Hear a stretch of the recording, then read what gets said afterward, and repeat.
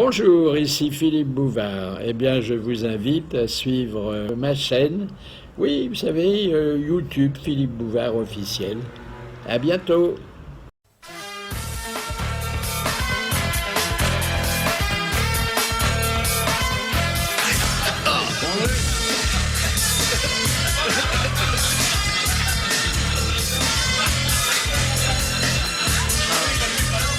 Bonjour, les grosses têtes vous saluent bien et elles vous demandent de leur faire un peu de place car elles sont 5 qui ont aujourd'hui du talent comme 20. Voici mon premier. Ce bon zig-zag dès la 3e chopine, Jean-Jacques Perroni. Bravo. Les politiciens lui font risette pour qu'il n'oublie pas de se moquer d'eux, Jacques Maillot. Bravo. Il est du bois dont on a fait les branquignoles et les nuls, Éric Logérias. Comme tous les nantis avisés, il fait le bien autour de lui avec l'argent des autres, Jean-Pierre Foucault. Évidemment. Et enfin, notable de Brest et fabricant de vannes, Olivier de Kersauzon. C'est ça. Alors bon, il y a une suite inattendue à l'affaire Jospin, ça vient de tomber à l'instant, une déclaration de Jean-Claude Guessot. Et vous savez ce qu'il dit? Il a déclaré quelque chose, Guessot? Oui, il a dit moi dans ma jeunesse j'étais enfant de cœur. C'est drôle. Ça devait être beau. C'est drôle, hein. Ça devait être beau. Mais c'était une boutade, hein. Oui. Une boutade. Monsieur l'abbé, qu'est-ce que je mets dans le calice? Le vin ou l'eau? Faut me le dire. Touchez-moi les burettes.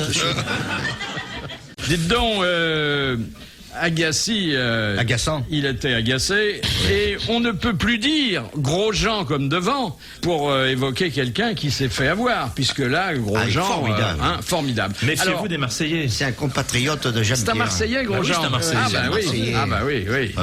Alors, ce qu'on a pu quand même apprendre, c'est que le responsable de l'échec d'Agassi, c'est Clinton. Oui, pareil. À partir du moment où il est entré sur le court, Agassi a mal joué. Ouais. Et vous avez vu, il est sorti 2 fois pour aller faire pipi, et à chaque fois que Clinton allait faire pipi, Agassi reprenait le jeu. Ouais. Ce qui veut dire Clinton le menaçait avec un cigare. Mais alors, Clinton, il serait comme le général Ossarès, il aurait le mauvais œil. Il y avait quand même quelques personnes distinguées dès qu'il y avait le silence sur le cours qui s'installait juste avant le service qui disaient « Oh, Monica !» Et bien entendu, M. Clinton ne comprenant pas le français, il n'a pas compris, il n'a pas bronché. Il aurait fallu faire un geste là. Oui. oui. En tout cas, il a été très content de son escapade à Roland-Garros, Clinton. Et très content aussi du dîner auquel il avait participé à Rueil-Malmaison pour un petit cachet d'1 million de francs. Oui. Plus le dîner, parce qu'on ne lui a pas fait payer, bien sûr. Et qu'est-ce qu'il fait? Il chante? Non, il raconte des histoires. Il paraît que c'est assez brillant. Oui, mais de grosses têtes. Pour 1,5 million, il joue du saxophone à l'entracte. Mais l'impôt est retenu à la source, comme il est travailleur étranger, c'est ça, non? Oui. Ah oui, sans doute. Monica aussi, elle prenait l'impôt à la source directement. Oui. Bien, puisque vous êtes salace, cher Jean-Pierre Foucault. Je partais justement. Je ne sais pas si vous avez vu sur Internet, il y a une parodie assez drôle de votre jeu qui veut gagner des millions. Ça s'appelle « Qui a niqué Loana ?» Alors, il y a 4 réponses. Obi Van Xenobi, Casimir, Jean-Édouard ou Charlie Oleg. Est-ce que c'est drôle? Le premier nom, c'était Obi-Wan Kenobi, je crois. Obi-Wan Kenobi. Obi-Wan Kenobi, oui. Ah, mais Charlie Oleg, il pourrait lui formidable, clavier, hein. Formidable. Non, mais il faut s'en méfier parce que c'est bien entendu un montage. Hein. Mais dans VSD, sur une information disant que mon émission désormais serait sur des couples, ils ont utilisé cette photo comme appui, considérant que ça pouvait être une vraie photo et une vraie question. Donc méfiez-vous. Dans VSD, le jour où tu poseras des questions comme ça, ton émission va devenir marrante. Est-ce que tu es sûr que tu pourrais y répondre? Voilà, quand tu veux, mon bébé, là, je te prends ton pognon, tu perds ta place, je te ruine ta voiture. Dans VSD, on vous fait raconter que vous avez rencontré une dame qui promenait son chien, Oui. et puis elle s'est retournée sur vous et elle s'est adressée au chien et elle vous montrait du doigt en disant au chien « Est-ce que tu le reconnais ?» Ouais, non, mais c'est vrai. Et c'est scandaleux ce qui s'est passé, parce que je sortais des bureaux de la télé, elle s'est arrêtée, le chien s'est arrêté aussi, tous les deux en arrêt, ils m'ont regardé, elle s'est penchée vers le chien en lui disant « Est-ce que tu le reconnais ?» Ce corps de chien, il n'a même pas remué la queue. Peut-être qu'il n'était pas homo. Peut-être, oui, peut-être. Non, non. Hein, comme quoi la notoriété. Hein. Ce chien va me pisser, petit 1, sur le pantalon, petit 2, sur la chaussure, petit 3, sur le haut du pantalon. Votre réponse est? Ah non, mais ça c'est l'enfer, parce que je ne peux pas aller acheter une baguette de pain où que ce soit sans que j'ai... Bonjour monsieur, je voudrais une baguette. Bien sûr, monsieur Foucault. A, aux céréales. B, au levain. Et depuis, Jean-Pierre est enfin au régime. Et alors, je dis non, une baguette normale. Et c'est votre dernier mot? Ça doit être... Avec les gonzesses, ça lui fait pareil. La gonzesse dit A, on le levrette. C'est en 69. Alors à ce moment-là, Jean-Pierre est désemparé, il dit j'appelle un ami. Ou alors, si on est dans de bonnes conditions, je me tourne vers le vote du public. Et quand c'est fini, elle dit c'est ton dernier coup. Mais ça doit être un calvaire, votre vie, parce que vous avez vraiment la tête de quelqu'un qui va acheter le pain, hein. Non, mais attendez, moi je vais acheter le pain, moi, monsieur Bouvin. Oui, Bien sûr. quand il y a un photographe. À côté de chez vous, vous connaissez pas le boulanger. C'est vrai? C'est vrai. Monsieur, il prend le pain, il le remplit. Tu vas à Marseille, tu vas. Dans mon Pas village, quand j'ai acheté le pain. bah, Oui. Ah bah oui, dans pas ton à village. Paris, T'es dans ton Paris. village quand? Hein T'es dans ton village quand? Lundi, j'y étais, avant-hier, oui. Ouais, bah. Mardi aussi, j'étais Mais dans c'est mon pas du village. pain, On c'est de t'a la... acheté 2 fois le pain. Non, j'ai acheté le pain samedi, j'ai acheté le pain dimanche, j'ai acheté le pain lundi et j'ai acheté le pain mardi. T'as acheté le pain 4 jours de suite. 4 jours de suite, parce que j'étais 4 jours Qu'est-ce de qu'il suite bouffe dans mon comme village. pain? Putain, faut que tu changes le titre de ton émission, faut passer au record. Alors, vous allez aller dans votre village désormais grâce au TGV Paris-Marseille qui va... Non, Marseille-Paris, si ça vous ennuie pas. C'est un TGV Marseille-Paris. C'est pour permettre aux Marseillais de venir en ville.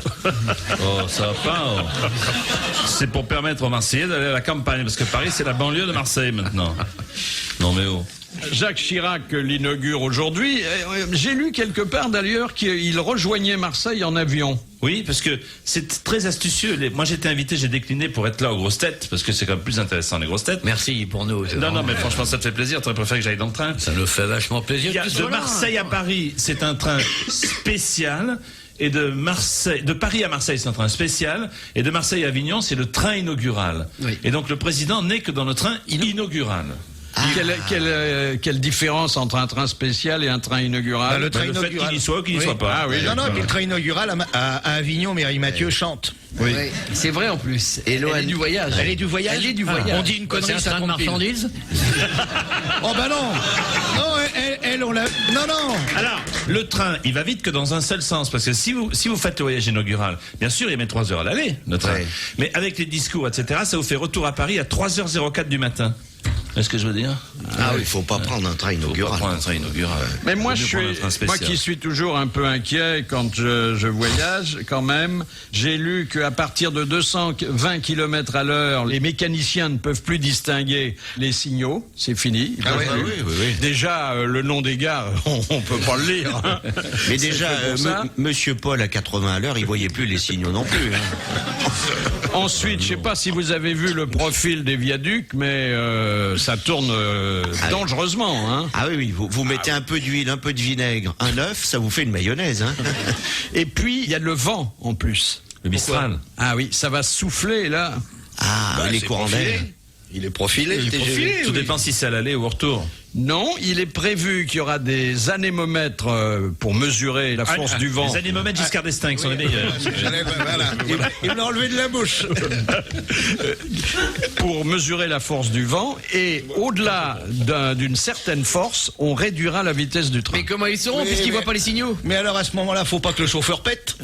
Sinon ça redonne un coup. Non, mais attendez, ils ne peuvent plus voir les signaux, mais ils ont un autre mode de transmission par les rails. qui monte jusqu'à la cabine, jusqu'au tableau de bord. Les rails montent dans la cabine. Mais non. C'est dans Au moment de l'accident, oui. Oui, c'est ça. Hein. C'est très... Enfin, c'est quand même formidable. Hein. Oui. Mais c'est un train à voile alors, puisqu'il est sensible au vent. Si j'ai bien compris. Et puis alors en plus, il y a le risque sismique, parce qu'il y a parfois des tremblements de terre. Oui, des glissements de terrain. Ah bah oui. Et puis il y a certains contrôleurs aussi qui tremblent beaucoup. Hein. Oui, mais ça, c'est le palu de comptoir. Ouais, c'est Alors vous savez ce qu'il a fait, Jacques Chirac, avant d'aller prendre son train, enfin son avion, puis son train? Il a mis un slip propre. Non. Ah ben ça, il le fait toujours. Toujours. Vous ne respectez rien, monsieur Perroni. Non, non. Il a reçu à l'Élysée quelqu'un qu'il connaît bien, parce que je crois que c'est la 3e fois qu'il le reçoit, qui est le chef indien Raoni. Ah, celui qui a le cendrier sous la Oui, lèvre. C'est la télé, moi, bien sûr. qui a un plateau, dans la lèvre Il a un inférieure. plateau repas des Inter. Il est d'origine, D'Air France. il est d'origine écossaise, on l'appelle Mac Raoni. Non, mais C'est une bonne pâte. c'est un chef indien tout à fait estimable. Hein. Ah oui, comme tous les chefs indiens d'ailleurs. Bien sûr, il a une bonne plume. Il arrive à l'Élysée généralement avec sa coiffure. Bah oui, sinon on le reconnaît pas. Ses plumes sur la tête, le cendrier sous la Ah, bouche. le cendrier est magnifique. Il aurait dû le jumeler avec Clinton, comme ça il aurait pu mettre le cigare dedans. Un petit fait divers pour vous divertir, parce que ça prouve que, bon, la violence est partout, mais que souvent on en vient à bout. Ça se passe à Belgrade, dans une boîte de striptease, et il y a un monsieur qui est au premier rang, et quand une stripteaseuse passe devant lui... C'est pas Kouchner, non? Non. Il extirpe d'une petite valise qu'il avait devant lui une grenade à main, et il la met dans le slip de la stripteaseuse. Ouais. Et alors Ça s'appelle faire le maillot. Il y a eu un moment de panique. Oh, ils sont facétieux, hein. Mais il avait dégoupillé ou pas? Non, évidemment. Il avait gardé sur lui, c'était le dessert, ça. C'est très serbe comme Ah oui, amusement, oui, ça. c'est l'humour serbe. Ah oui, Ouais, ça faisait double emploi parce qu'elle avait déjà un joli pétard. Vous écoutez les grosses têtes de Philippe Bouvard avec Jean-Pierre Foucault, Olivier de Kersauzon, le retour, Jean-Jacques Perroni, Jacques Maillot et Éric Logérias. Des nouvelles sur la sexualité de Madonna, ça vous intéresse? Beaucoup. Elle en a une grosse? Alors d'abord, elle raconte ses amours avec Prince, là. Ah oui, Prince, le musicien. on dit Oui. plus Prince, on dit Qu'on appelle aussi on dit Love Symbol maintenant. Love Symbol, Il s'appelle Love Symbol. Il faut plus l'appeler Prince, parce que moi j'avais reçu à la télé, on m'avait dit attention, surtout ne l'appelez pas Prince, hein, appelez-le Love Symbol. Love Symbol ou The Star. Ou le nabo de Minneapolis. Oui. Mais ça, c'est moins gentil. On lui a demandé, alors, comment ça s'est passé avec lui? Elle a dit, oh, très bien, mais il pue la lavande comme une vieille cocotte. Oh là. J'avais l'impression d'être avec Elizabeth Taylor. Oh, il est C'est pas charmant, gentil, hein. Et alors, Se mettre entre des draps avec de la lavande, c'est normal, hein. Mais Elisabeth Taylor, elle sent pas la lavande, elle sent le vin. Ah oui. alors, il lui a fait une déclaration. Un jour, il l'a emmené au restaurant. Et puis, au bout de 3 heures, il lui a dit... tu sais, j'aimerais bien que tu sois ma copine. C'est tout, il avait tout dit. Et au lit, c'était pas mieux. Ah oui. Ah ouais. Donc, elle est un peu frustrée. En revanche, elle dit beaucoup de bien de John Kennedy. Elle a donné là-dedans. Ah oui, qui était très bien, mais qui avait quand même des habitudes un peu curieuses. Une fois qu'elle était déshabillée, il la tartinait entièrement de beurre de cacahuète pour la lécher de la tête aux pieds. Oui. C'est-à-dire qu'avec John Kennedy, c'est bien de s'envoyer en l'air, mais on n'est pas sûr d'atterrir. Et après aussi, bon, quand Ils il sont en a eu curieux dans la fini. famille. Comment? Ils sont curieux dans la famille Kennedy. Parce que attendez, les père, 2 frères étaient des agités. Oh, c'était des furieux du gourdin. Hein. Ah oui, oui. Oh là là. d'après Les agités Marilyn, du manche à balai. Ah oui.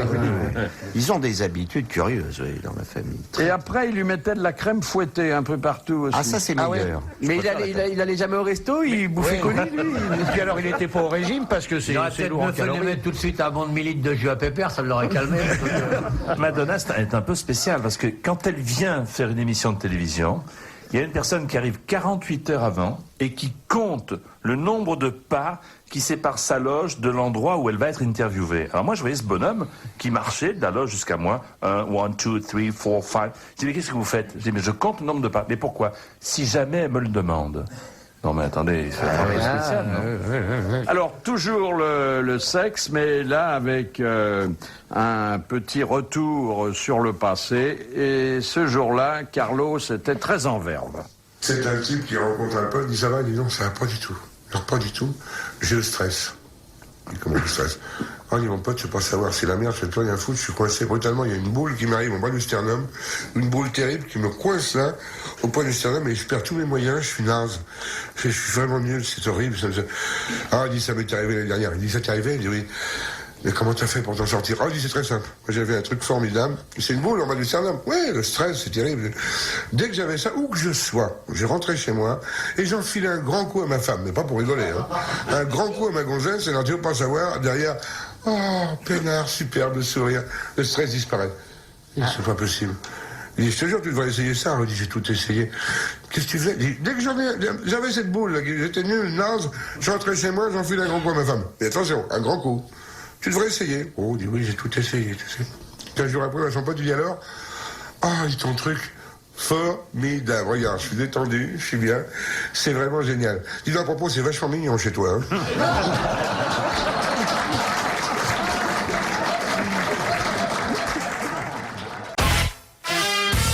Et voici la première citation que nous envoie Monsieur Picard de Saint-Nom-la-Bretèche, qui a dit « La nature est imprévoyante, ainsi les poissons adorent les asticots, et s'il n'y avait pas les pêcheurs à la ligne, ils n'en mangeraient jamais. » Dominique Voynet. Non. Alphonse Allais. C'est Alphonse Allais, bien sûr. C'est une bonne réponse de Jean-Jacques Perroni.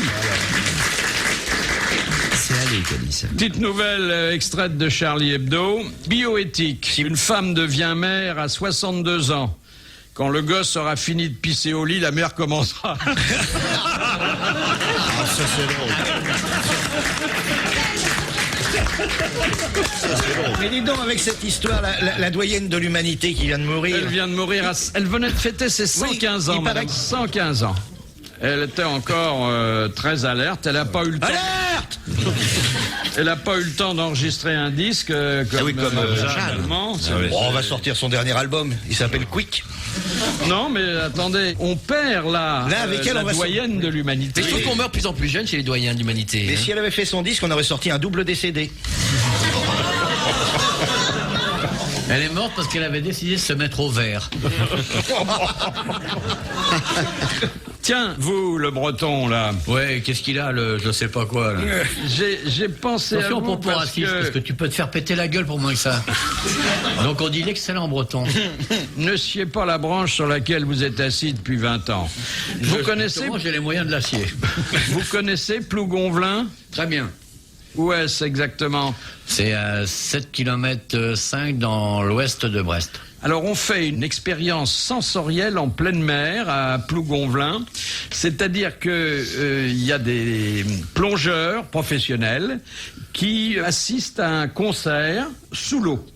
Alors, c'est alcoolique, oui. Oui, c'est encore une nouvelle idée pour faire chier les poissons. Ils ont plus cousteau, il faut bien que quelqu'un... Ils ont la tête immergée et ils l'ont fait il y a des années sur le Titanic, c'est un concert sous l'eau. Ouais. Oui, mais ils jouaient plus près de toi, mon Dieu, je crois, ce jour-là. Là, ça a marché d'ailleurs, ils sont tous plus près de toi. Hein. Il y a de la musique classique, il y a du jazz. C'était le proverbe du Titanic, Noël au balcon, Pâques au glaçon. Ah oui.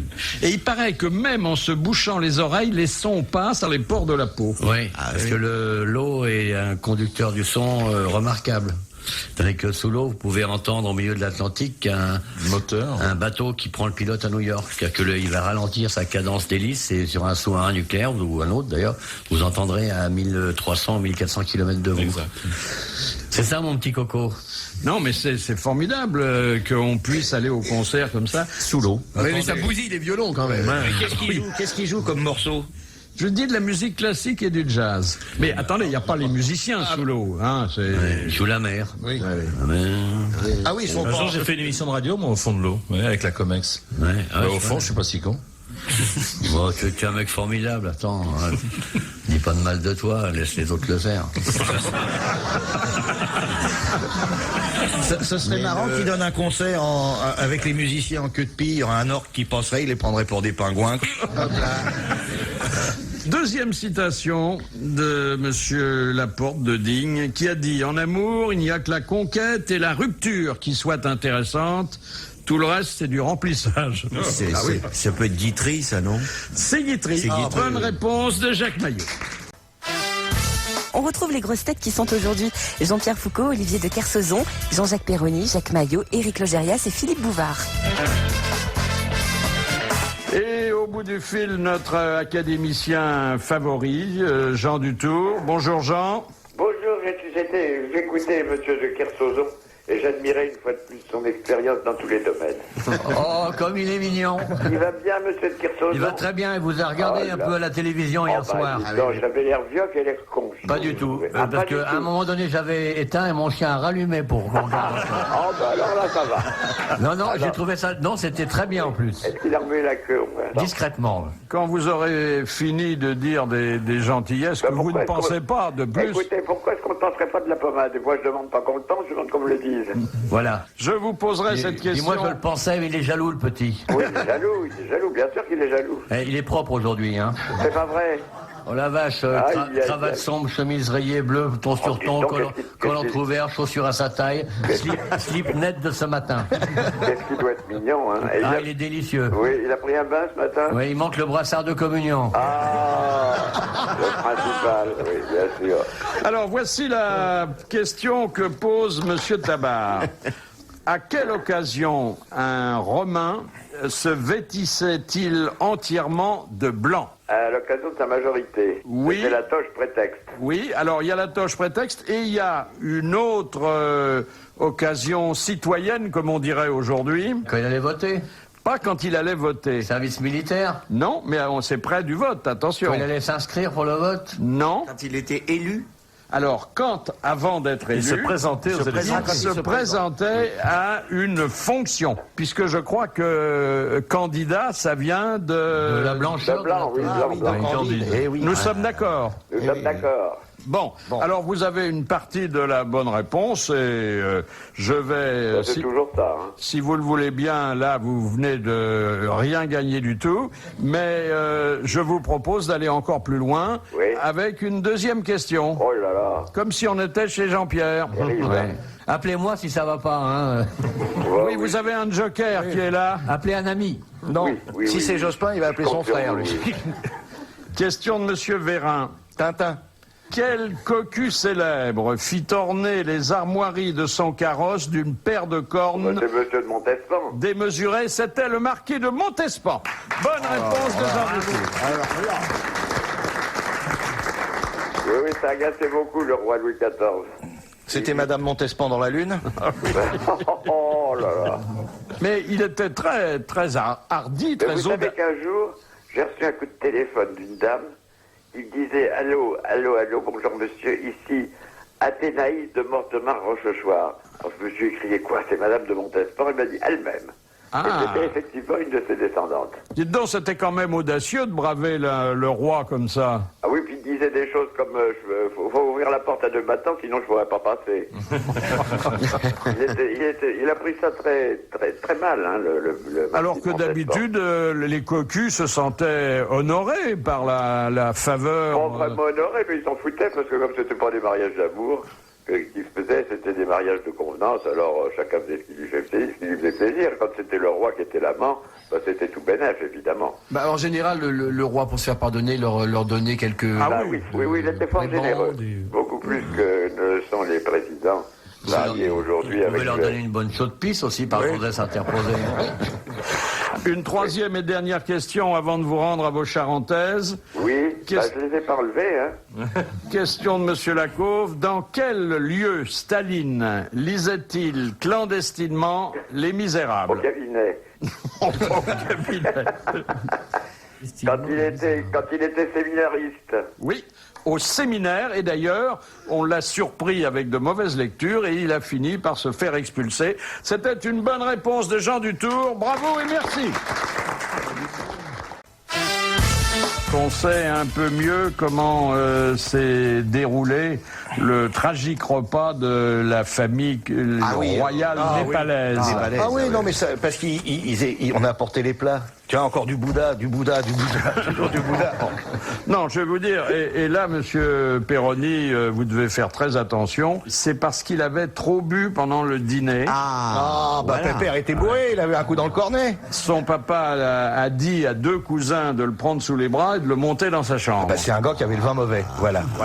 Comme quoi, faut se méfier. Et il est redescendu avec une mitraillette. Et quand il a été dessoulé, il a dit « Excusez mon mouvement d'humeur ». Je ne commencerai plus. Enfin, avant de dessouler, il en a dessoudé une dizaine. Plus lui. Et lui, oui. Mais lui, alors, comment il est arrivé à se tirer 6 balles dans le dos? Ça, on n'a pas compris. C'est les ricochets, toujours. Ah oui. Moi, j'ai fait des études de balistique et ça arrive fréquemment. Joseph Fontanet est mort comme ça, un ricochet. Voilà. Question de Monsieur Gentil. Que frotta-t-on sur les lèvres d'Henri IV le jour de sa naissance? De l'ail et du jurançon. L'ail et jurançon. C'est d'ailleurs de là que venait sa bonne haleine. Oui. C'est une bonne réponse collégiale masculine.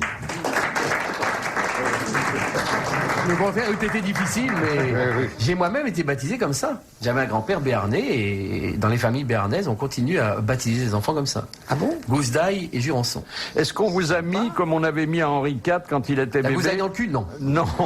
Non, là, c'est quand il baptise un gigot. Ça, c'était Henri III, la gousse. Un collier de harançor pour éloigner les parasites, non? Non, la laine de ma grand-mère suffisait. Non, c'est pas bien. Alors ça, mais pardonnez. On ne peut pas parler de cette pauvre femme dans ces termes. Non, c'est vrai. Retire ce que tu as dit. Je retire. C'était pas ma grand-mère. C'était sa sœur. Oh, la méthode Jospin, ça suffit quand même. C'était dents blanches, baleine pas fraîche.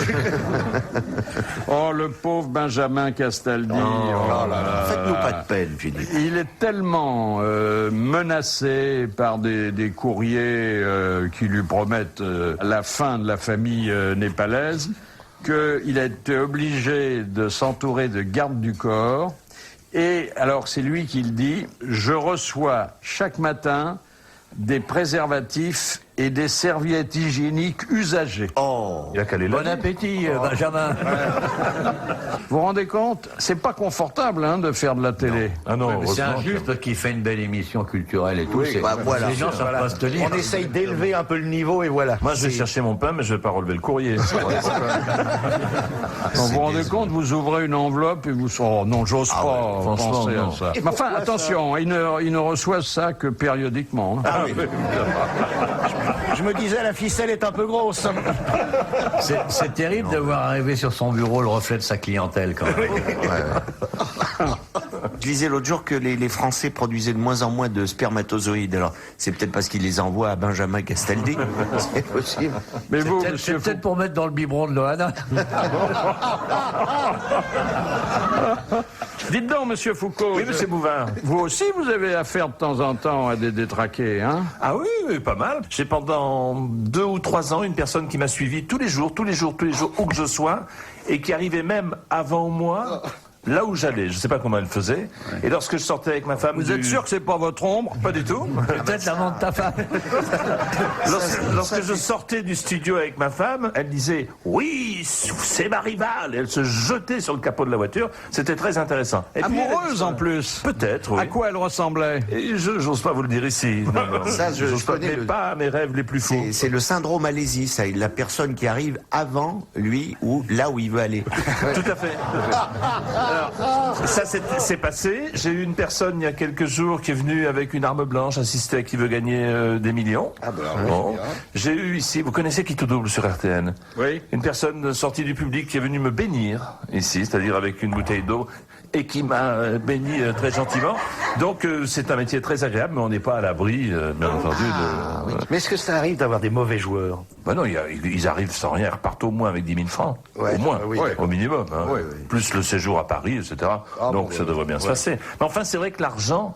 Ça crée un peu de problème chez certaines personnes fragiles. Mais vous n'avez pas de garde du corps, vous? Ah non, Vous voulez faire un cacheton? Oui, je voudrais bien. J'imagine la vie de rêve que vous avez, des admiratrices derrière toutes les portes. Oui, mais elle finit en mauvais état. À force de se jeter sur le capot de la voiture. Mais c'est pas ça, c'est que ça abîme la voiture. Oui. Avez-vous vu l'évasion, la libération par fax en Corse, hein, en Corse. C'est magnifique, hein. D'un chapeau. Ah oui. Pas besoin d'hélicoptère, là, rien. Comme quoi le bonheur, c'est simple comme un coup de fil, vous voyez. Alors, c'était 3 malfrats, assez méchants à ce qu'on dit, et qui avaient encore pas mal d'années de prison à tirer. Ils ont fait envoyer au directeur de la prison un fax. Mais ils vérifient pas d'où viennent les fax à la prison? Ils n'ont pas appelé, mais ça se présentait bien dans la forme habituelle. Parce qu'ils l'ont fait au moment où le juge n'était plus dans son bureau. Donc, ils l'ont envoyé du bureau du juge? Non, ils l'ont envoyé du continent. Ils ont profité, je crois que le juge, il quittait son burlingue à 18h, et il y avait un gars de service, il a vu le fax arriver, il a dit, bon, je vais pas le déranger, ça a l'air sérieux. Ouvrez les portes, les gars, ils peuvent sortir. C'est comme ça que ça s'est passé. Ah oui. Pas mal. Moi, j'admire beaucoup ça. Moi, des trucs qui se font sans violence, comme ça.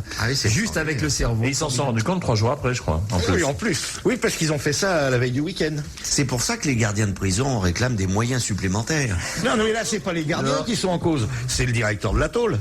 Oui, il fait partie du staff, comme on dit. C'est lui. Vous savez, les gardiens, ils passent quand même 30 ou 35 ans en prison. Ouais. Ah oui, ça c'est pas... Oui, avec de mauvaises fréquentations. Ah bah oui. Oh oui, il y en a de plus en plus. Ça fout mal, quoi, dans les réunions tupperware. Et ils croisent les gars, en sortant, ils croisent des gars qui sont en semi-liberté. Eux, ils rentrent le soir à la prison. Bonjour, ça va? Ça crée des liens. Oui. Question de Madame Lepellet de Granville. Qui sont Doc, Dopey, Epi, Sneezy, Sleepy, Grumpy et Bashful? Des personnages de Walt Disney, mais c'est leur nom anglais. C'est les 7 nains. C'est les 7 nains. Les 7 nains de Blanche-Neige. Les 7 nains. Les noms anglais des 7 nains de Blanche-Neige. C'est une bonne réponse d'Éric Logérias et des autres.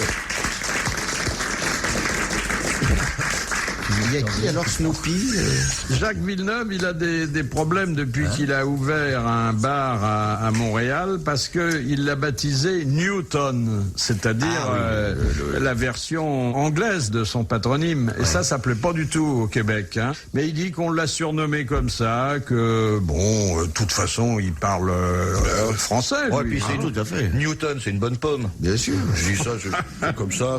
Oui, alors il n'y a pas de cul, ça fait pas rire. Hein. Tout est relatif. Ça, alors là, dès qu'on élève un peu le débat, bof. Tiens, voilà un record sur l'Atlantique qui va sûrement enthousiasmer notre marin. C'est un Espagnol qui s'appelle Quitin Munoz et qui va traverser l'Atlantique à bord d'un bateau en roseau. Dedans, passionné. C'est autre chose que votre super trimaran, là. Hein. Non, vous parlez d'un record, qui va. Attendez qu'il est fait pour qu'on en parle comme d'un record. C'est ça vous en va essayer de faire comme les marins de l'Antiquité faisaient. Oui. Ça dépend d'où il part. S'il part des côtes africaines vers la Martinique... Il part de Barcelone, il va au Maroc, et puis ensuite, il mettra 5 mois pour aller en Colombie. À mon avis, il sera content d'arriver là-bas. Son embarcation, qui a 20 mètres de long, a été construite avec des roseaux du lac Titicaca. Ah oui, c'est les meilleurs. Parce que chacun sait que dans le temps, les mecs quittaient Barcelone avec des bateaux faits en roseaux du lac Titicaca. Toujours. Sinon, ils partaient pas, les gars. C'est d'une incohérence totale, votre histoire. Sans vouloir vous faire de peine, cher Philippe. Si vous permettez, très modestement, que j'ose vous faire momentanément une réflexion légère et mesurée sur la proposition maritime que vous venez de faire, mais peut-être n'ai-je pas le droit. Je suis pas engagé. Je vous laisse vous enfermer dans vos conneries. Je vous dis ce qui se passe. Mais non, il vous dit de la remettre dans votre culotte et puis voilà. Oh, ma culotte, il y a déjà beaucoup de choses. Oh, c'est pas ce qu'on dit. Ça, c'est pas vrai. C'est pas vrai. Moi, je l'ai vu en action et crois-moi que... C'est vrai? Ouais, bah oui, on a la même chambre. Non, attends, il est redoutable. C'est sûrement le septuagénaire le plus dangereux de l'Hexagone. Il n'y a pas eu de plainte? Ah non, mais elle sort de là, faut qu'elle aille se faire rechapper. Hein.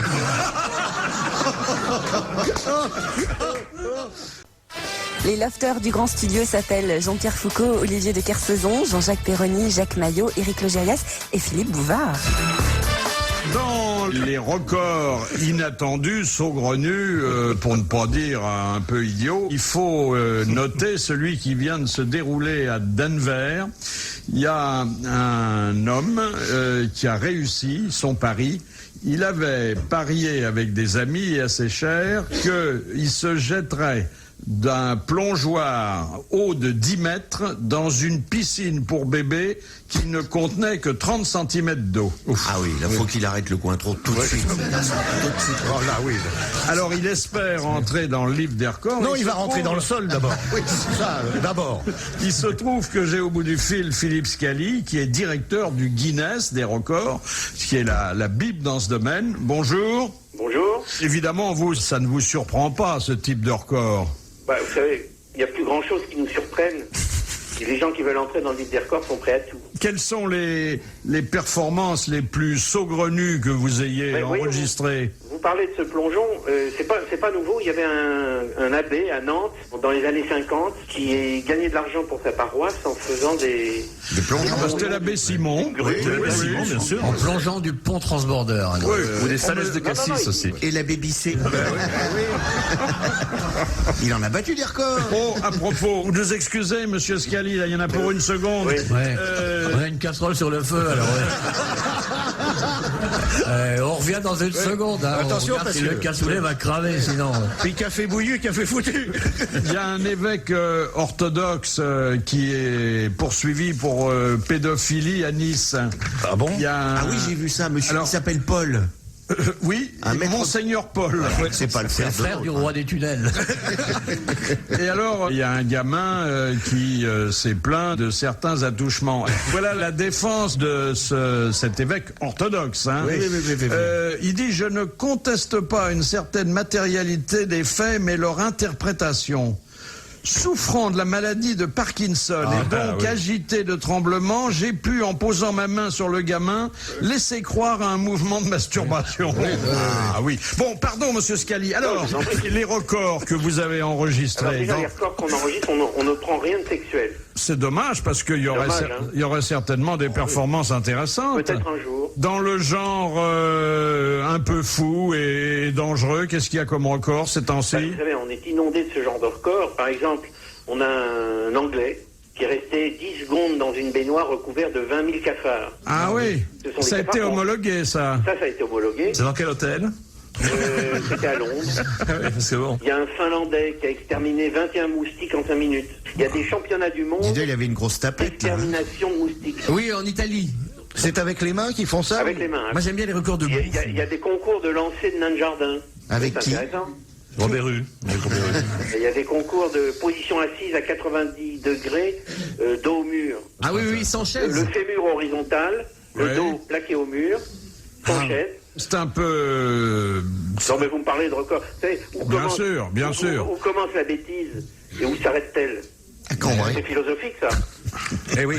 Moi, quand j'étais non, petit... on ne doit pas s'emmerder chez vous. Non, on se pose la question tous les jours. Moi, quand j'étais petit, j'aimais bien les concours de mangeurs de choucroute et il y avait toujours ça dans les foires. On a hésité parce que c'est finalement beaucoup plus dangereux qu'on ne croit. Eh oui. En tout cas, merci de nous avoir donné ces précisions intéressantes qui font un peu douter de l'équilibre de certains contemporains, mais enfin bon, c'est original et puis c'est généralement assez drôle. Est-ce que Castaldi a le record de réception de capote? Mais alors, est-ce que votre livre est de plus en plus épais ou que vous faites un arbitrage à chaque édition? Non, on est obligé de faire un arbitrage, on ne peut pas tout mettre tous les ans, évidemment. Et heureusement que l'Internet vient à notre secours. Et là, il y aura un accès à la totalité des records. Merci, monsieur Scali.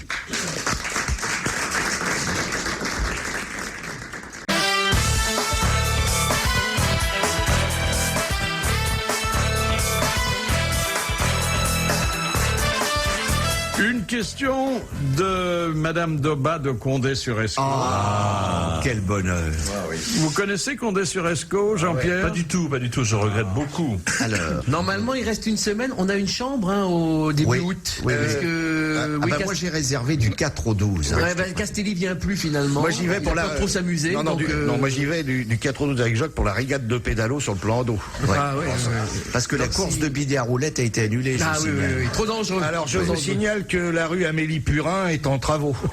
Ah oui, fais gaffe. Hein. Ah oui, il faut faire le tour. Alors, voici la question. Dans quel cas un capitaine n'est-il plus maître à bord de son bateau? Alors, En cas de mutinerie d'abord, réussi. Oui. Non, mais faut donner des grandes explications. Dans le cadre de la légalité et des règlements. S'il est fou? Non. S'il est malade? Non. s'il tombe à l'eau? Non, pas du tout. Il est sur son bateau, il va très bien. Ah, quand le pilote arrive, monte à bord pour l'entrer au port. Maître, c'est pas vrai. Ah bah oui, quand le pilote monte à bord, c'est le pilote qui donne les ordres. Oui, mais lui, c'est le capitaine qui est responsable. Donc il reste patron. Alors c'est pas pour aller au port, mais Pour en effectivement sortir. il y a un pilote qui monte à bord. Une autre Alors, question. En cas d'avarie, lorsqu'il est remorqué par un autre bateau. Il peut ne pas être maître maintenant juridiquement lorsqu'il y a une intervention des forces navales dans des zones considérées comme dangereuses, au large de Ouessant par exemple, sur le rail que surveille la marine française. Et si jamais il n'obéit pas, c'est les hélicoptères débarquent des commandos sur le bateau et font faire au navire ce qu'il veut faire. C'est un des très rares cas au monde où le capitaine n'est plus maître. Voilà. Alors moi sur mon petit carton j'ai autre chose, excusez-moi. Non, je vous en prie, Philippe. Il y a un cas où le pilote monte sur le bateau et à la demande du capitaine et où il prend les choses en main et ça n'est pas le fait de sortir du port ou d'y rentrer. Pour aller en carénage? Non. Ben, je sais pas, il y a des pilotages longue durée, par exemple, sur la Manche, au large du Havre, il y a des. C'est pas au large. C'est dans le port. Enfin, c'est dans le port même. Dans le port même. En rade? Non. Il remonte un fleuve. Alors on se rapproche, c'est sûr. Les canaux. Les canaux. Ouais, exactement. Ouais, mais la traversée d'un canal exige. Mais Panama, vous prenez un pilote.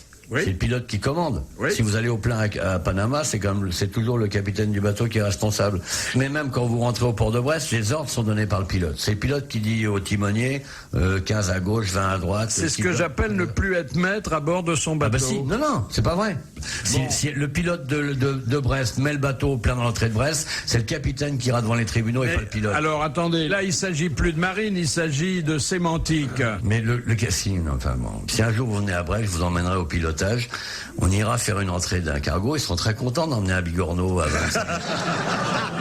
un peu au large. Et puis vous verrez comment ça se passe. Et à la fin, vous comprendrez que le capitaine est le maître du navire. Voilà. Quelqu'un qui donne les ordres, il est quand même maître du bateau. C'est pas vrai. C'est exactement comme si quand vous atterrissez sur un aéroport. Tous les ordres sont donnés par la tour. Le commandant de bord est toujours maître de l'avion. C'est pareil. Non, si pour vous la science c'est lire votre fiche sans la comprendre et essayer de me mettre en colère parce que moi j'ai envie que vous progressiez intellectuellement, faites-le. Écoutez. Quoi? Je n'ai pas suivi de longues études. Je dis simplement que c'est pas entièrement idiot la question de Madame Doba. Non, sa question n'est pas entièrement idiote, mais la réponse est très juste. Oui, mais c'est compatible, et vous l'avez très bien expliqué. Mais ne dites pas pour autant que la question est complètement à côté de la plaque. Parce que le fait d'être maître à bord et le fait d'être responsable d'un bateau, ce sont deux choses Oui, mais là, en ce différentes. moment, vous êtes responsable, mais pas maître de votre émission. Oui, c'est ça. C'est tout à fait vrai. Au bout du fil, Sabine Delanlay, qui habite Mont-Saint-Aignan, qui est auditrice des grosses têtes et admiratrice de Jean-Jacques Perroni. Bonjour Philippe. Bonjour. Bonjour Monsieur Bouvard. Oh. Alors, c'est vrai que vous en pincez pour notre poivreau? Ah oui, tout à fait. Quel âge vous avez? Ah, j'étais sûre. C'est Kersozon? Non, Écoutez, moi, j'ai pas de questions à poser.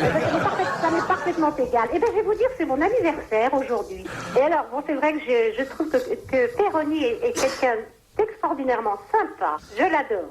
Mais vous le connaissez physiquement? Je l'ai aperçu une fois à la télévision. Oui. Mais son physique, ça m'est parfaitement égal. Mais je trouve qu'il a beaucoup de choses Mais pour ça y est, lui. t'as compris? Elle va me casser les noix, là. Ça y est, la Je télé. trouve qu'il a beaucoup d'humour, qu'il est très grossier, mais de façon très sympa. Et ça vous excite? Tire-moi les cheveux, dis-moi des gros mots, grand Pas du voyou. tout, pas du tout. Et je trouve qu'il doit avoir... Oh là là, mon Dieu.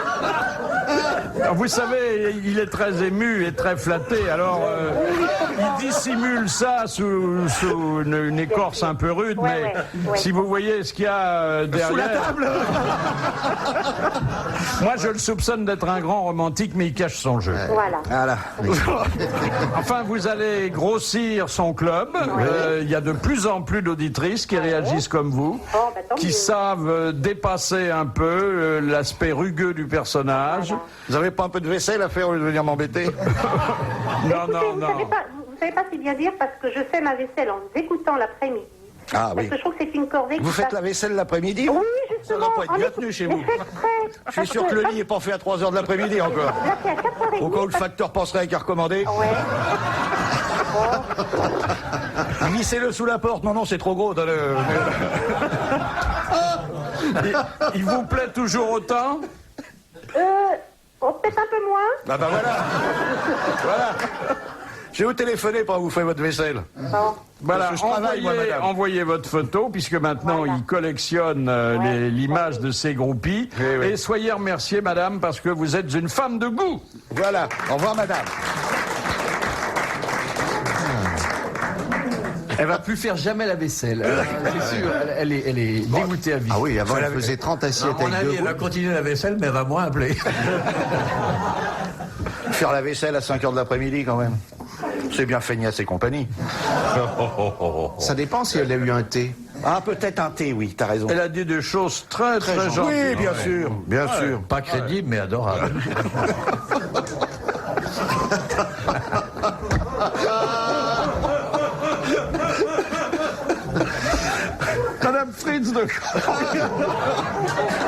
Madame Fritz de Cornimont demande dans quoi le général Leclerc avait-il fait tailler le képi qu'il arbora jusqu'à la fin? Dans son uniforme avec lequel il avait libéré... Non, c'était un morceau d'uniforme, mais lequel? Du général?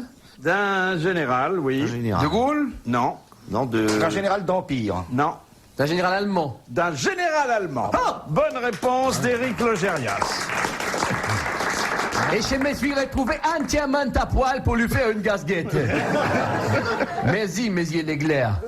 Oui, mais le général allemand, il n'était pas de bon poil. Parce que dans le désert de Libye, le général Grommel.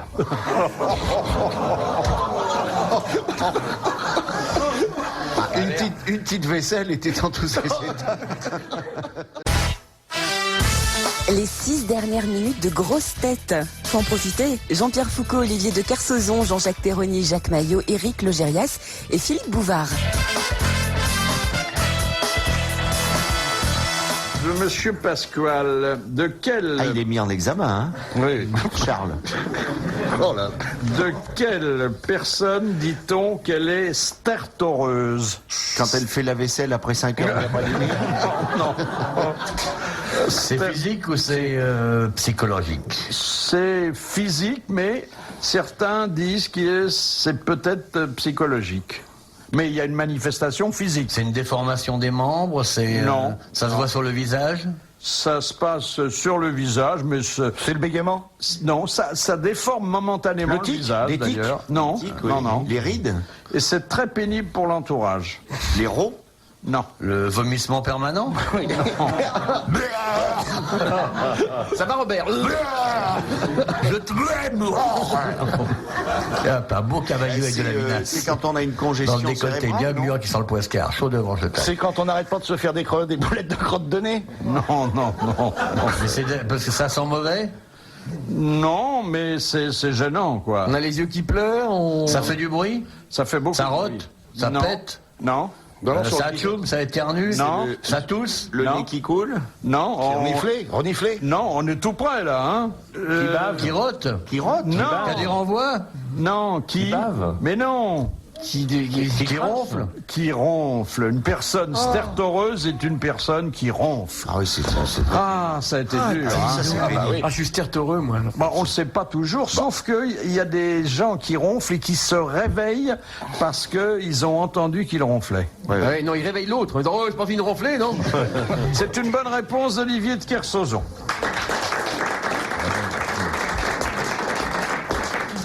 Vous vous intéressez à la tauromachie, non? Pas du tout. Pas du tout. Pas du tout. Énormément. Beaucoup, il adore. Écoutez, il y a eu quand même à Nîmes, il y a eu un spectacle assez étonnant et très rare dans les annales tauromachiques. Il y a un taureau de 400 et quelques kilos qui s'est montré tellement brave qu'il a bénéficié de l'indulto, c'est-à-dire que au bout d'une demi-heure, la présidente de la manifestation, qui était Marie Sarah, l'ancienne torero, a sorti un mouchoir orange et elle l'a agité. Ça veut dire que le taureau a la vie sauve. Voilà. Il peut rentrer chez lui. Hier, Clinton était en orange à Roland-Garros. Il aurait dû sortir son truc et Agassi avait la vie sauve, pour vieux. Ou les oreilles et la queue. Alors le taureau, qu'est-ce qu'il devient après? Il devient étalon. Ah oui. Il va dans sa manade et takara, takara, takara. Ah, c'est le Rocco Siffredi de la manade. Et il saute toutes les vaches folles. Il a quelques petites cicatrices sur le dos, mais enfin, quand même. ça va.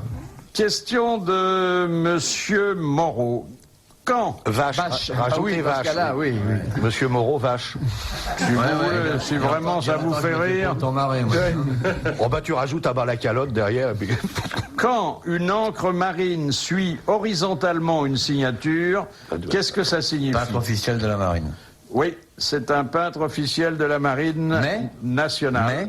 Mais parce qu'il y a un mais à cette question. On fait dans le mais ou ça vous gêne que votre question soit pas tout à fait complète? Là, ça a l'air de mieux se passer que la dernière fois. Mais actuellement, depuis quelques années, ils ont accordé cette signature au photographe officiel de la marine. Dites donc. C'est justice, hein? Oui, non, mais je tenais à vous le préciser, parce que j'aime bien que vous soyez complet. Moi, je veux faire de vous un exemplaire maritime. Que les gens, dans quelques années, quand ils auront besoin de références maritimes, lisent Le Petit Bouvard. Vous savez, plus je vous connais, moins j'ai envie de naviguer. C'était une bonne réponse d'Olivier de Kersauzon.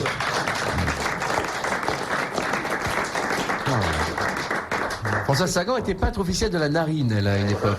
Ils ont un traitement de faveur à bord quand ils... Oui, ils sont considérés comme officiels, donc ils sont bien traités. Ils ont un uniforme. Il y a un uniforme de peintre? Ouais. Une blouse blanche? Une blouse blanche, un rouleau. Une casquette sur laquelle il y a marqué la vie 2000.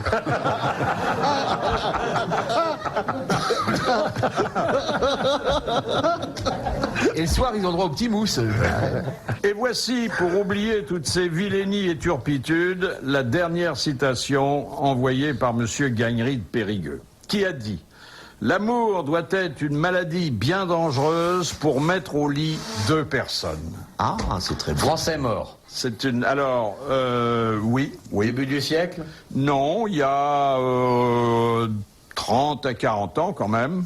Marcel Achard. Cette personne nous a quittés il y a une quarantaine d'années. C'est une femme? Oui. Louise de Villemorin. Non, mais elle est de ce calibre. Simone de Beauvoir. Marcel Cerdan, avec deux LE. Colette, non? Colette, la grande Colette, la romancière. Bonne réponse de Jacques Maillot, bravo, merci, à la prochaine.